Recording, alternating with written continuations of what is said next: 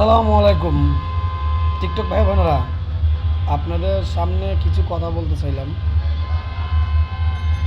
বাংলাদেশে টিকটক অনলাইনে ইনবক্সের SMS-এ অনেক মানুষ ধোঁকা খাইতেছে, কষ্ট পাইতেছে।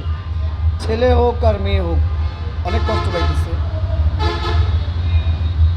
কেন জানি না যে আমার ভাই বোনেরা একজনে পটায়া রিলেশনশিপে পালায়া এত কষ্ট দেওয়া কেন, সেটাই বুঝতে পারি না।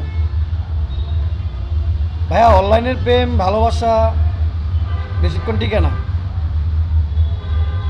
কেন? এটা সোশ্যাল মিডিয়া। এখানে হাজার হাজার মানুষ টিকটক দেখে SMS করবে, কমেন্ট করবে, লাইক করবে, এত কিছু গায়ে মাখা যায় না। আর তার কারণে যে রিলেশনশিপে পড়ে যেতে হবে সেটা কোনো কথা না।